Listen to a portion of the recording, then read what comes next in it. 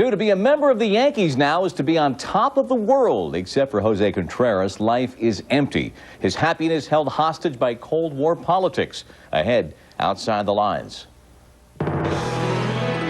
Tuesday, February 24th, 2004. He's a starting pitcher for the mightiest team on the planet, with all the trappings of a major leaguer. But that's not what consumes Jose Contreras. These are my two daughters, my wife, my daughters, my brother-in-law, and my mother-in-law. He misses his family, whom he's not seen since defecting from Cuba nearly a year and a half ago. There are times I wake up and I dream that I was with my family and playing with my daughters. When I realize that is not true, I can't hold it back. Tears run down my face. Tonight, you'll meet his wife in Cuba, desperate to be reunited with her husband, the major leaguer. And you'll see the other side of a baseball defection. This pitcher escaped from Cuba, but Rolando Vieira fell far from the majors. It was a terrible feeling. I remember I cried, and it felt like my world would just crumble and everything just fell on my shoulders. Tonight outside the lines, Cuban baseball defectors. One dream shattered and another unfulfilled in the promised land.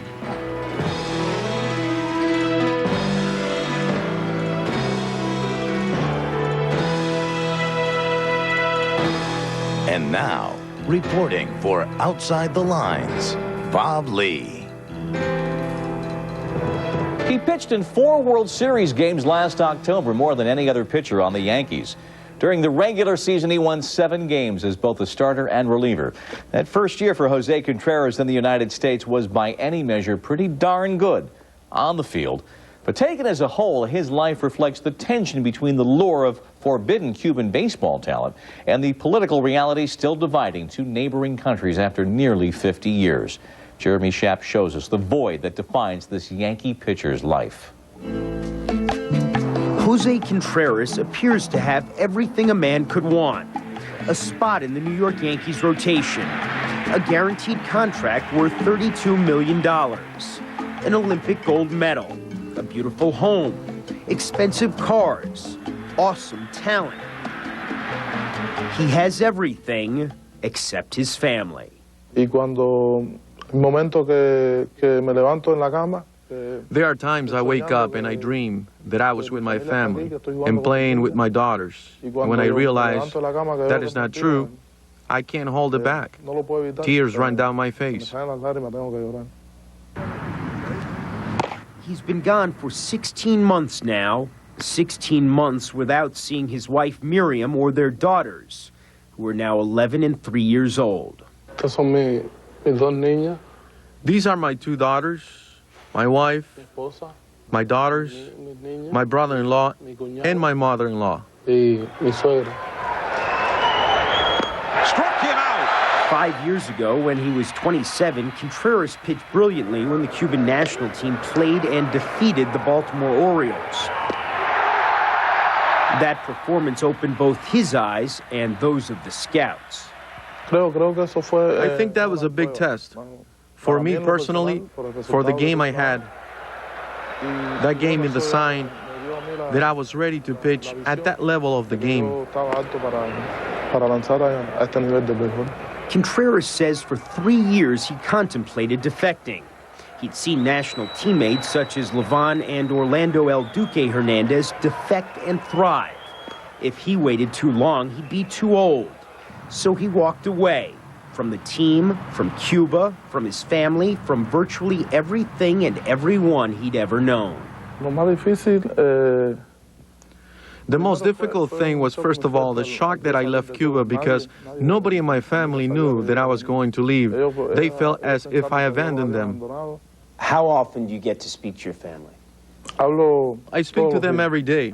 There are even times when I speak to them about 2 or 3 times a day. My older daughter understands, but the little one is only 3 years old.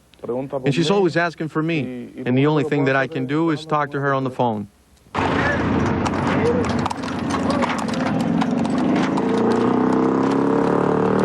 A About 400 miles from Contreras' home in Tampa, his wife and 2 daughters still live in the same apartment they once all shared in Pinar del Rio. It has been very hard. We have 2 daughters, so I have to play the role of not just the mom, but of a dad. The girls are at a difficult age. They miss their dad a lot, and they ask about him. They want to see him. They have great desire to see him. I feel the same way too. It is something very hard. Jose and Miriam have been married to each other half their lives, since they were both 16. I have been living alone for the last 15 months, and I haven't really left the house. Jose was everything to me. I'm alone. I feel sad because I'm alone. I need his companionship. On the other hand, I'm happy because I know he is fine, and he is where he wanted to be. So far, the Cuban government has refused to allow Miriam and their daughters to emigrate. It's unclear if they will ever be allowed to join Jose. The younger one always has hope that her dad will be back any day now. Sometimes in the morning she says, "Mom, Dad is coming home today." She's always hoping that her dad is coming back. I don't know if it is because of her age, but the older one knows that it will be a while before her dad comes back. Do you think you will see him again? No. I have hope that I will see him again, but I don't know when. I really want to see him and be with him. I would hug him, I would be with him in his house, go out to the parks with him. That is what I imagine. What message do you have for your father? I would tell him to take care of himself, not to worry so much about us. I am taking care of little sister and my mother. I would tell him to pitch well so he can win a lot of games, and then one day we will see each other. Contreras is allowed to send his wife and daughters up to $300 a month, which helps them to live in relative comfort. But the pain of separation is acute, especially in the off-season. These have been the hardest days. It is difficult. It is hard because I only think about my family. If my family were here, I would be playing with my daughters. My wife would be cooking. I don't even know how to cook an egg. What do you miss most about your daughters? They have always liked the beach. I know they will be happy once they are here, not just because of the house, but because of the pool. Whenever I had free time, I would go with them to the beach. I don't know how to swim, but I love to play with them in the water, and they like that too. What do you tell your youngest daughter when you talk to her? It is difficult because she does not understand. She asks me when I'm going over there and when I'm going to take her to the beach. It is difficult because I have to tell her things that are not true, such as that I am going soon, so that she can calm down. It is very difficult. Sí, cae con el peso del cuerpo más adelante. Ahora sí. Eso es.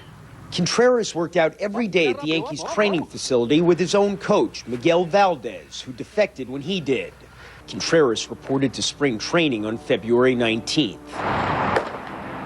He takes comfort in routine, eating the same meals at the same restaurants, surrounding himself with a small group of friends. His home is filled with mementos of the life he left behind. If you had the chance to speak directly to Fidel Castro, what would you tell him? I would ask him to allow me to reunite with my family, because family is the most beautiful thing in the world. And to be united and to have that privilege to be together, it's really great. While Contreras and the Yankees have attorneys working to reunite the family, Miriam worries that a prolonged separation will destroy their marriage. To say that I'm not worried would be wrong as a woman. It is a long time. A man, just like a woman, needs companionship and someone to share things with. Hope is the last thing that is lost. I have high hopes of seeing him again, but honestly, I don't know when that day will be. Something tells me that this will not take much longer. I have a feeling in my heart that it will not take much longer. You ever think you might have been happier staying in Cuba? This is what I chose. I chose to be here. I'm not happy because my family's not here, but I know that sooner or later they will be here. My happiness will be complete. Jeremy Schaap reporting. Contreras' wife, Miriam, continues to apply for permission to leave Cuba, but now she's apparently a person of interest to Cuban authorities. According to Jose Contreras, his wife has been arrested twice. 4 months ago, she was held overnight after being deemed suspicious because of her new clothes made possible by her husband's money. And within the past month, Contreras' wife was held by police for over 6 hours because she was suspected of plotting to leave Cuba. Jose Contreras himself is officially a resident of Nicaragua. He moved there after he defected to be a baseball free agent and so exempt from the amateur draft.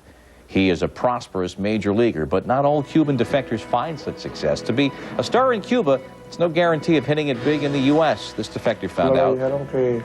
It was a terrible feeling. I remember I cried. I had the thought in my mind that I was going to be in AAA to start the season, and it felt like my world would just crumble and everything just fell on my shoulders. But Rolando Vieira has what Jose Contreras would give anything for. Next, a mirror image, a baseball dead end, but a fulfilling new life in the U.S.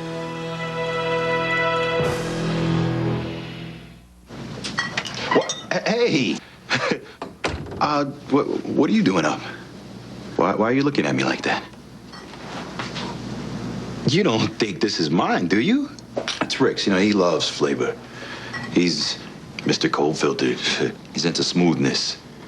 Okay, here's the thing. I have a chance to be really happy with my beer, and I'm taking it. I'm just a man.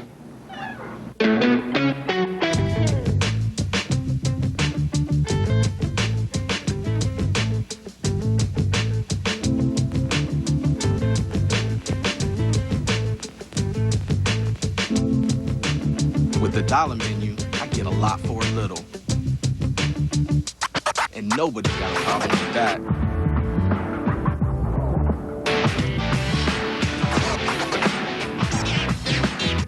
I'm loving it.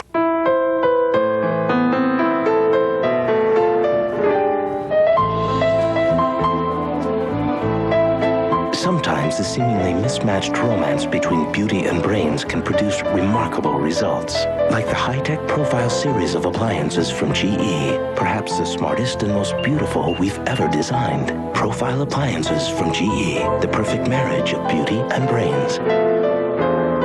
GE. Imagination at work.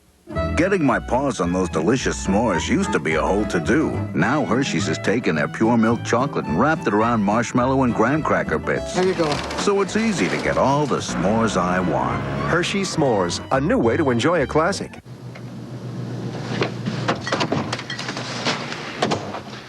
I know we had something special before, but this has got more flavor. You can't say you didn't see this coming. It's only February, baby, but the madness is here early. We're talking brackets, Cinderellas, and upsets galore. The Accenture Match Play Championship. Live first-round coverage begins Wednesday at 1:30 on ESPN. Nearly 3 years ago, Outside the Lines presented the program Witness to a Defection, the story of Cuban left-hander Rolando Vieira and his quest to escape the Castro regime and pursue a major league career here in the United States. Vieira made it out of Cuba. He acquired an agent. He began to live his dream.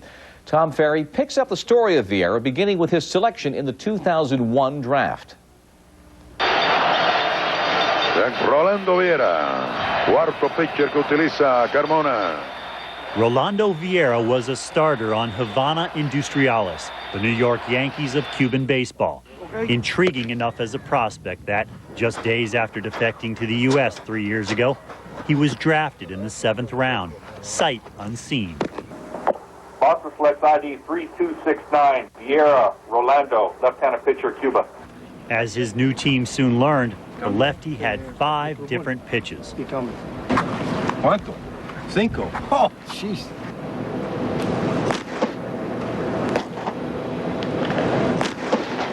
Shortly before he was drafted, Vieira explained to ESPN why he left Cuba and his family, including 2-year-old son, Rolando. The ending that I want to this story is to be a great ball player and sports figure. That's what I wanted all my life. Unlike Jose Contreras, however, Vieira has not found baseball fame in America. The Red Sox released him a year ago after just one full season in their minor league system. He put up good numbers at AA Trenton and briefly at AAA Pawtucket, showing flashes of major league stuff. But the Red Sox questioned his conditioning and commitment and told him that at age 30, he was expendable. It was a terrible feeling. I remember I cried. I had the thought in my mind that I was going to be in AAA to start the season, and it felt like my world would just crumble and everything just fell on my shoulders. Now, Vieira works out in his backyard, hoping for another chance with a major league team. He throws to a crib mattress propped against his fence. But all hasn't been lost. The little boy retrieving the baseballs for him is his son, Rolando, now 4. Was there part of you that thought maybe I never will see him again? I thought I wasn't going to see him until I was allowed to visit him in Cuba. I think that all the good thoughts and dreams I had of seeing him and having him next to me and of us being together came true. God unite us. Beating incredible odds, Vieira's first wife, Lorraine, the mother of his son, won a lottery for a visa to emigrate legally to the U.S. On April 19th of 2002, she and little Rolando flew to the Miami airport, where father and son embraced for the first time in a year. I didn't think he would recognize me, but he did. When they opened the door and we came off the airplane, the first thing Rolando did was he whistled at his son, like he's done since his birth. And it amazed me. Rolando Jr. jumped out of my arms and said, "Mama, there's my dad." And he just ran through the airport and jumped into his father's arms. How did that feel? Very happy, just very happy. When I saw my son, I felt like I was born again. Bonded by their son, Vieira and Lorraine soon reconciled. They remarried after Vieira served his estranged second wife in Cuba with divorce papers. They now live in the Tampa area, raising Rolando and his half-brother Alejandro, Lorraine's son from a second marriage in Cuba. She says Alejandro's father is a bodyguard for Fidel Castro. He abandoned her after she won the U.S. visa. How has Rolando changed since he left Cuba? He has changed completely. In Cuba, he wasn't responsible. He was a kid. Here, he has matured. He's responsible for his family, his job, his home, everything. But Vieira says most of the $175,000 signing bonus from the Red Sox is gone, and he's 3 months behind on his house payments. The Newark Bears, for whom he pitched last season, have invited him back, but the independent league team pays no more than $15,000 a year. What I'd really like to do is sign with the major league team so I don't have to lose the house and I can afford to pay for it. Money wouldn't be an issue if he was Contreras, who has millions in a big league career. Vieira still wants that, but his definition of bliss has evolved. Would you trade places with Jose Contreras? At this moment, I wouldn't trade places with Contreras because I know what he's going through. I was here by myself without my family, and you're never really totally happy. For me, being with my family has been the greatest happiness that I could ever have.